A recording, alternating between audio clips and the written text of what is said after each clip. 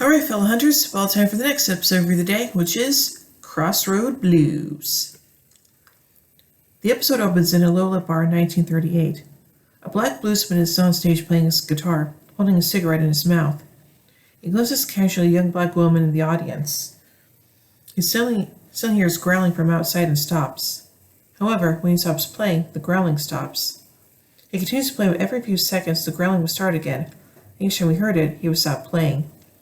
He suddenly notices a large shadow figure dash by the window outside. He drops his cigarette to the ground and darts out the door with his guitar still in hand. The bluesman runs down a dark road, dropping his guitar in a panic. He rushes home, bolting the door and pushing a chair under the doorknob. However, the chair doesn't keep hold as the door breaks open, and Sadie and two other guys rush in to find the bluesman having some kind of seizure. Sadie tries to keep him alive, but the bluesman responds by whispering, "Black dogs." In the present day, Sam says laptop informs Dean that Dean's officially in the Fed's database. Dean laughs it off, seemingly very happy at the situation. Sam says it's not funny, that only makes the job harder and that they have to be more careful. However, there's nothing in the database on Sam yet, which is a good thing. Going over the current hunt, Sam tells Dean that architect Sean Boyden plummeted to his death from the roof of his home, a condominium he designed. He called animal control 2 days earlier, reporting seeing vicious wild black dogs. Authorities couldn't find the dogs and no one else saw them.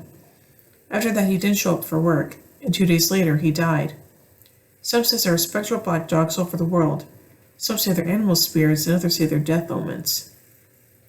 Sam and Dean poses writers for Architectural Digest and talk with Sean's business partner.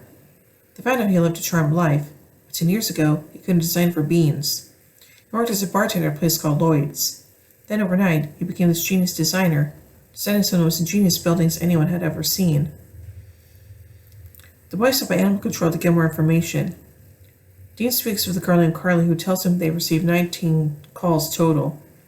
She gives them the address of Sylvia Perlman, who was the most recent person to report of seeing black dogs. Carly also gives Dean her own MySpace address. Sam finds it amusing that Dean thinks MySpace is some kind of porn site. Sam and Dean speak with Sylvia's maid and find out that Sylvia disappeared 2 days ago after reporting seeing black dogs. She was a surgeon at a very young age, the youngest in the history of the hospital. She got the job 10 years ago. Dean notices a picture of Sylvia and her friends at a bar. He flips it over and reads, Lloyd's Bar, 1996. Sylvia's pacing around a motel room, shivering and nervous. The hotel manager knocks at the door, saying that she either needs to leave or pay for the night. She grabs cash out of her purse. When she turns around, she illustrates the demon's face fade in and out of the manager. She hands the guy her money and slams the door shut. Sam and Dean walk up to the bar. Dean notices that there are yarrow flowers planted in the middle of a bunch of weeds used for summoning rituals. They find out that 10 years ago, 2 people suddenly became sudden successes where there just happens to be a crossroad. Dean starts digging a hole at the center of the crossroads to find an old metal box buried inside. They open up and find a bottle of graveyard dirt, a black cat bone, and other deep hoodoo items used for summoning demons. Dean recalls the crossroads are where pacts are made and realizes that these people aren't just summoning the demon, but making deals with it. Sam says these people aren't seeing black dogs, but rather hellhounds. There's a rattling at the door. Sylvia's crouched down behind the bed, covering her ears, crying. When the banging stops, Sylvia slowly gets up, only to be trembled back to the ground as the hellhound shatters through the glass window, tearing Sylvia to shreds as we see a streak of blood on the carpet. In 1930, Robert John's Crossroad Blues song is playing in the background. Robert puts his picture in the box with the other hoodoo items and buries the box in the center of the crossroad. He turns around to find the demon in response to the simple, "Holy." Robert tells the demon that he wants her to make him the best bluesman that ever lived. She grants him his wish with a kiss. By the time he opens up his eyes, she's vanished. In the present, Sam and Dean are discussing this hunt. Dean says this case is like the Robert Johnson legend, lost in her soul at the Crossroads deal. Dean explains that Robert Johnson died choking in his own blood. He was hallucinating, muttering about big black dogs. Sam says they need to find out if any more people made deals with this demon. Dean believes they should just forget about this case because it's their decision to make these deals. Sam still says they should leave these people to die. Despite how Dean feels, agrees to continue on with the hunt. Making their way to artist George Darrow's door, Sam and Dean notice a line of pepper outside it. The door suddenly opens, and the boys waste no time getting right to the point about the demonic deal he made 10 years ago. Daryl gives him 5 minutes inside. He explains himself outside his door as gopher dust, used as protection against demons. They don't get much out of him, and he doesn't seem to want their help. He'll brush off by saying, "Sometimes people make their bed and they have to sit down and lie in it." All he wants to do is buy a little time to finish one last painting. However, he does give the name of another guy who made a deal with a demon, Evan Hudson. Working at his desk, Evan hears barking outside. He looks out the window but sees nothing. His wife walks in the room to say goodbye before she leaves for the weekend. He gives her a hug and says he loves her before stepping away. She responds insane, but her face morphs into that of the Crossroads demon. Sam and they go to Evan's house to try to help him. Thinking the boys are demons, Evan slams the door on them and runs into his study. Sam and they break out the door and go into the study. After convincing him that they aren't demons, he asks him what he's asked for. Evan tells him that his wife was dying of cancer and that he begged the demon to save her. Dean tells him to take the gopher dust and keep the hellhounds away from Evan, that he's going to the Crossroads to summon the demon. Sam thinks it's a bad idea because of the way Dean's been acting. Sam thinks that Dean believes their dad made one of these demonic deals to save his life and that he should stay with him. Despite what Sam thinks, Dean heads for the Crossroads. Dean pushes Pixar in the metal box with their items and buries the box in the dirt. He turns around to find the red-eyed demon very pleased to see him. She says she knows all about him and the deal that their dad made. Dean requests that they talk in his car. She agrees. Meanwhile, at Evan's house, Sam's covering every corner of the room with the gopher dust and makes a big circle of dust around Evan, telling him to stay inside the circle. As they're walking to the Impala, Dean tells the demon that he wants her to release Evan from his contract. She says that's unnegotiable, that she can terminate a binding contract. As she starts to get into the car, she notices a devil's trap underneath the car. The demon, however, is willing to bring John back just as he was, and Dean would be able to live 10 more years as a reunited family. Pretending to consider her deal, Dean manages to lure her into another devil's trap and begins to form an exorcism on her. As he starts incantating Aladdin, the hellhound is going into Evan's study and inches closer and closer to the circle.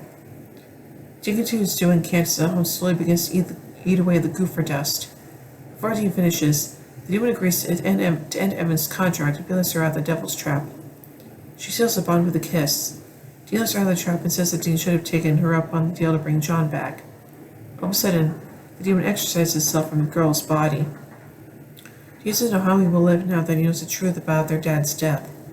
He thinks their dad should die fighting because that was his legacy, not bargaining with it. Sarah reminds Dean of all the people their dad saved, and, for that matter, the number of people they themselves have saved because of what their dad taught them. That was their dad's legacy, and that they must follow his footsteps to finish what he started. Aww, that's actually kind of sweet.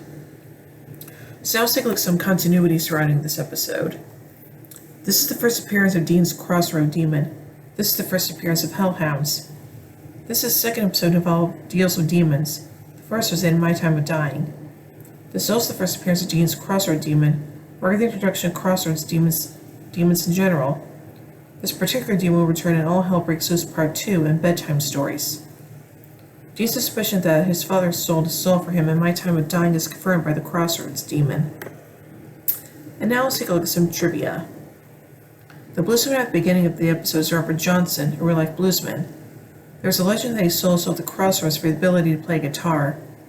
Supernatural takes this legend and splits it into a subplot for the episode, showing Robert's deal and his death. The song Crossroad Blues, for which this episode takes its title, is playing when Robert Johnson makes his deal with the demon at the Crossroads.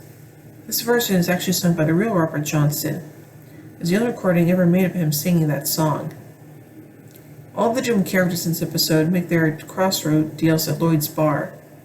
In the 1986 film Crossroads, in which an elderly bluesman who performed with Robert Johnson as a youngster attempts to nullify a contract he signed that he traded his soul for harmonica mastery, the two main characters busk out of an ill-reputed club named after its odious owner, Lloyd.